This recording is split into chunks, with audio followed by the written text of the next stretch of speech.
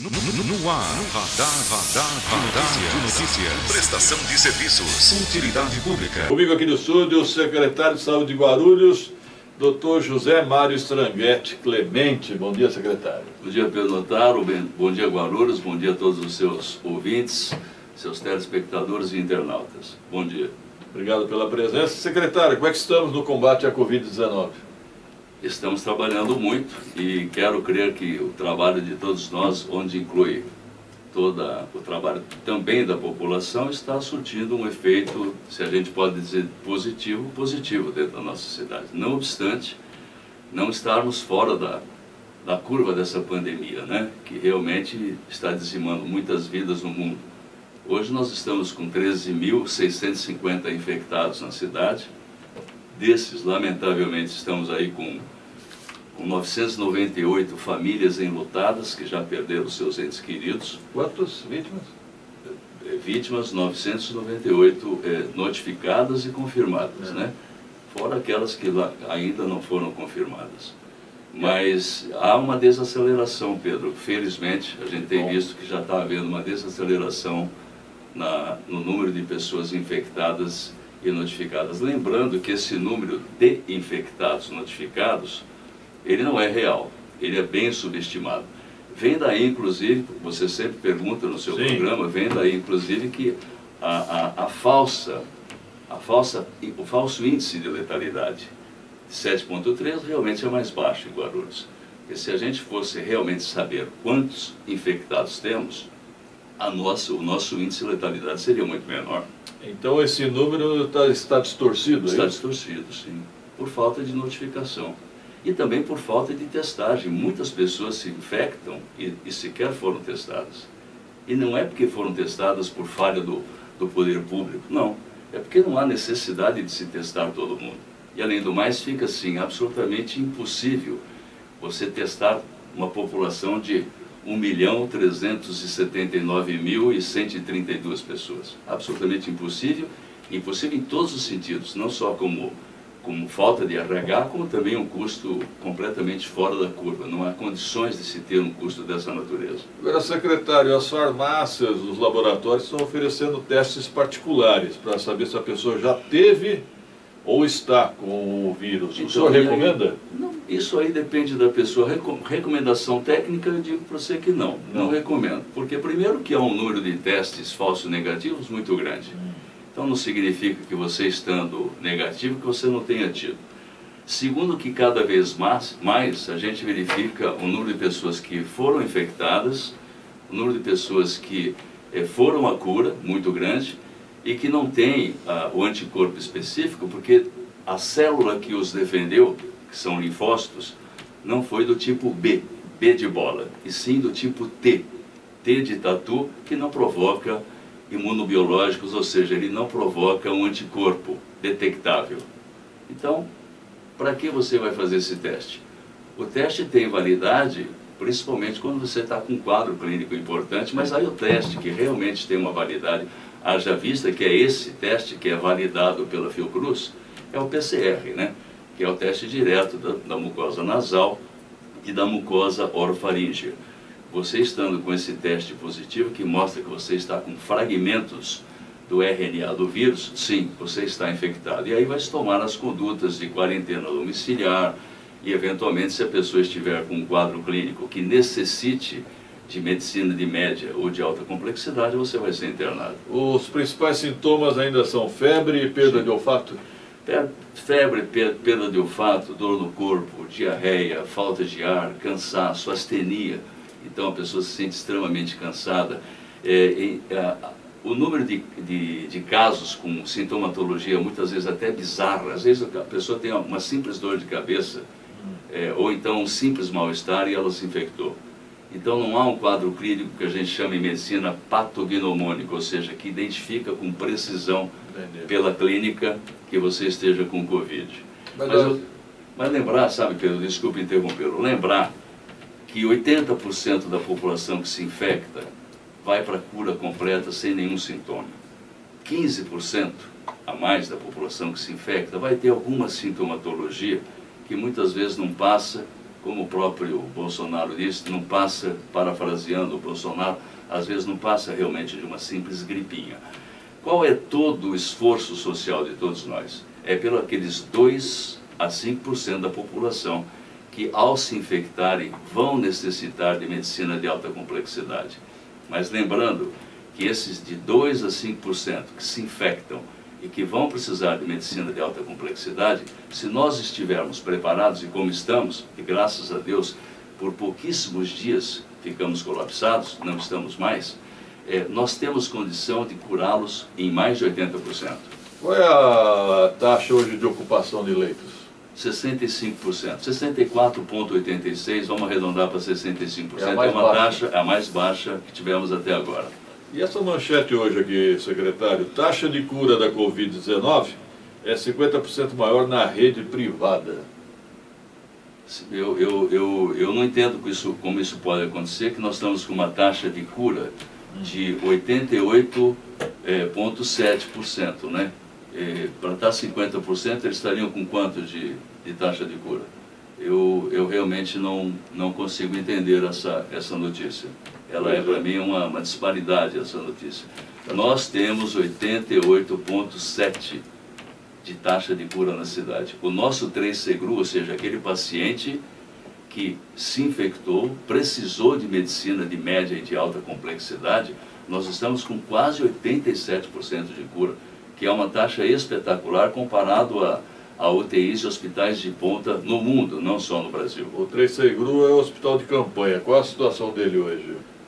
Sempre praticamente com lotação quase que completa, né? Mas nunca colapsado, porque nós estamos na rede como um todo, a rede de apoio, insisto, nós estamos com 65% de taxa de ocupação. Então hoje o guarulhense, quando tem a necessidade pós-infecção de medicina de alta complexidade, seja UTIs, ou de média complexidade, seja leitos de UTI, todos nós estamos preparados e estamos conseguindo atender a todos e quaisquer guarulhenses que tenham precisado. Secretário, a UPA Taboão acho que vai completar um mês, é isso? Sim. Como é que está o desempenho? Pelo que a gente observa da população e pelos índices que eu tenho como secretário, excelente. A gente tem atendido uma população de praticamente 140 mil pessoas do Taboão e do entorno, né? Temos aí um atendimento que está perto de 12 mil pacientes mês, com qualidade, e podendo chegar até 15 mil pacientes mês, sem perda de qualidade.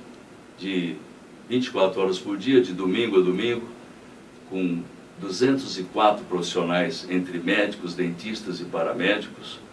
Então, foi um grande presente que a população de Guarulhos merecidamente ganhou dia 30 de junho último. Secretário, ontem um motorista de SAMU, né, ele me disse o seguinte, que a UPA Taboão não estaria aceitando as ambulâncias do SAMU. Isso é realidade? Não procede. Não procede? Não procede. Não, tá certo. Nenhuma UPA nossa, nenhum PA nosso, nenhum hospital nosso Eu estranhei tem isso. Não, isso não procede. Agora, secretário, eu tenho falado aqui, nós temos 69 UBSs, é isso? Sim, sim. E eu me pergunto, às vezes, já perguntei aqui no ar, se seria melhor um número menor e mais eficiente. Eu fico feliz em dizer para você que, felizmente, você está enganado. Se nós nos reportarmos à portaria 1631 de 2015 no Ministério da Saúde, onde a cada mais ou menos 18 mil habitantes nós teríamos que ter uma UBS, convindo que nós temos hoje 1.379.182 habitantes no último censo de 2019, nós teríamos que ter 76 UBSs. Então estariam faltando 7. Dessas UBSs, Pedro, nós temos UBSs tradicionais, que são 21 das 69, temos UBSs ligados à estratégia da família, com equipes de saúde da família. Cada equipe é composta por um médico, uma enfermeira, 2 atendentes de enfermagem e de 5 a 6 ACS, atendentes de saúde comunitária. Cada uma dessas equipes atende até 4 mil pessoas do entorno daquela UBS. Nós temos hoje na nossa cidade 132 equipes. Você fala, nossa, que maravilha, nós queremos bem mais. Eu tenho como intenção, principalmente já iniciamos essa intenção, de aumentarmos muito a eficiência do atendimento primário. Lamentavelmente, os últimos governos, onde inclui-se o nosso também, deixo claro, nunca foi dada devida atenção ao atendimento primário. O atendimento primário resolve 80% do adoecer humano. E há uma inversão de valores. Aplica-se muito mais e a gestão olha muito mais para o secundário e para o terciário. Secundário, especialidades, não que não sejam necessárias. E terciário, parte hospitalar. A nossa intenção é fazer, num futuro próximo de Guarulhos, Pedro, e todos vocês que nos ouvem e assistem, é fazer de Guarulhos o SUS de excelência no Brasil. Isso é possível. Para isso nós temos que investir fundamentalmente no atendimento primário. Eu quero em algum tempo fazer com que todas as nossas, no mínimo 76, 77 UBSs, não 69 que nós temos, todas sejam de caráter misto, tradicional e também de saúde da família. Então há uma dívida aí de 7 UBSs. Sim, sim. E como resolver isso? Aplicando no atendimento primário, como eu estou dizendo para você, coisa que nos últimos governos não foi feito. Nós temos que olhar em termos de gestão, o nosso olhar tem que se voltar para o atendimento primário. Entenda, o atendimento primário é o atendimento que resolve 80% do adoecer humano. Eu, como secretário e como médico há 40 anos na cidade, e toda a minha equipe estamos imbuídos de tratar o paciente em pé, não deitado. Claro que vai haver um momento que nós vamos tratá-lo deitado também, mas quanto mais em pé nós o tratarmos, menos deitado ele ficará. Mais na prevenção do que na urgência, é isso? Não é só prevenção, é atendimento também assistencial, só que no primário. Então, as UBSs bem estruturadas, todas as estruturas de saúde de família, as equipes bem estruturadas. Nós temos hoje, por exemplo, 18 UBSs, que elas, infelizmente, fisicamente falando, estão abaixo da crítica. Eu estou fazendo uma crítica ao que é nosso. Concordo. Mas nós vamos resolver isso.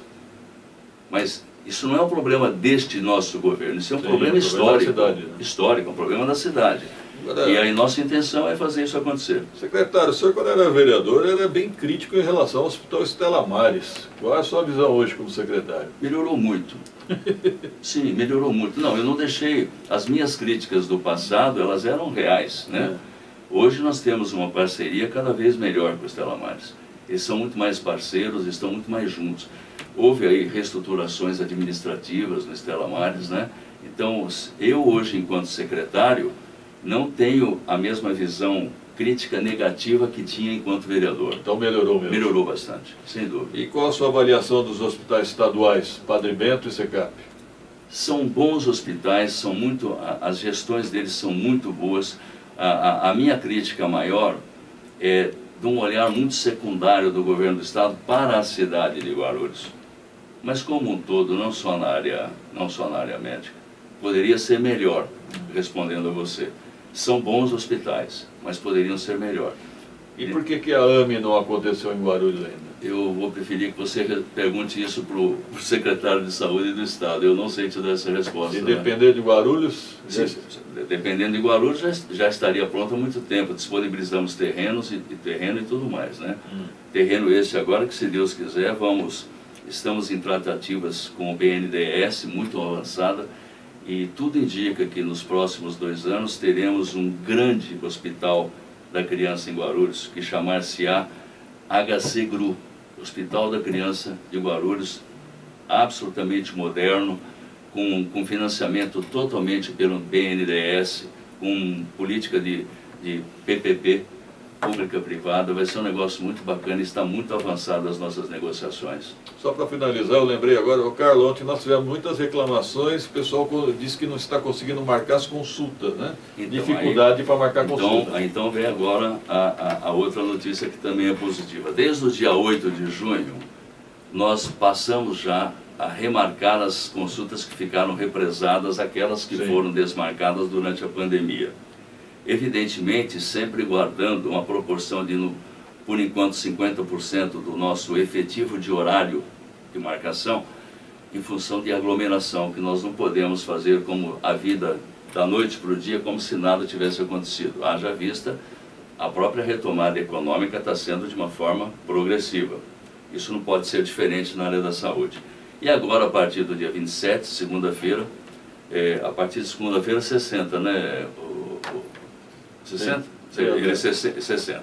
Então, a partir de segunda-feira, o Pedrinho, que vai fazer 60 anos, nós vamos comemorar exatamente fazendo isso. Já estamos remarcando as consultas de uma maneira geral, por aplicativos, de forma presencial, por telefone, porém, lembro a todos que não significa que a nossa capacidade total de atendimento vai estar lá disponibilizada. Então, vou dar um exemplo prático. Um médico, por exemplo, de 4 horas que atenda 16 consultas, ele estará lá durante essas 4 horas, mas ele vai atender 8 consultas. Metade das consultas. Por quê? Ele vai ficar olhando para o céu? Não, ele vai atender mais espaçado em função da aglomeração. E à medida que nós formos tendo a confiança de podermos aumentando, até que a gente chegue em nossa capacidade total. Essa queixa do munícipe, ela é absolutamente procedente. É verdade essa dificuldade. E só complementando, as cirurgias eletivas só não voltaram ainda em função do grande problema nacional que nós estamos com anestésicos, não na rede pública e privada. Em função do número excessivamente alto de intubações que tivemos que fazer no Brasil e da noite para o dia, com a pandemia, anestésicos e bloqueadores neuromusculares viraram absolutamente pepitas de diamantes a serem buscadas no mercado.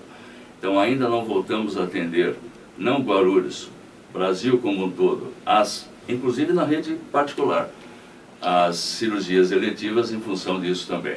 A Toninha Silva pergunta aqui, secretário, por que tiraram da rede pública o Bromazepam? Era um medicamento muito utilizado pela população. Porque foi substituído por clonazepam. É um benzodiazepínico também excelente, né? Como um dia o Bromazepam substituiu o diazepam. São todos benzodiazepínicos com a mesma finalidade, e aí tem toda uma situação de logística, de mercado, mas a medicação em si, o objetivo da medicação em si, é mais ou menos que simplesmente você deixou de comprar o arroz A para comprar o arroz B, mas você vai ter o arroz à sua disposição. São ansiolíticos? São ansiolíticos. Okay. É o famoso Rivotril. Sim. Obrigado, secretário, pela participação. Muito obrigado. Prazer em estar aqui com vocês novamente. Parabéns pelo seu aniversário agora domingo. Obrigado. E agora vai poder... Na segunda. Na segunda, né? Não, no domingo eu faço aniversário, na segunda o Guti liberou o ônibus para eu andar. Isso, então precisa pegar o cartãozinho também para parar em estacionamento de idoso. É muito bom, viu? Tenho certeza disso. Eu já faço isso há 7 anos. Tá certo. Produção, rápido intervalo, 7h48.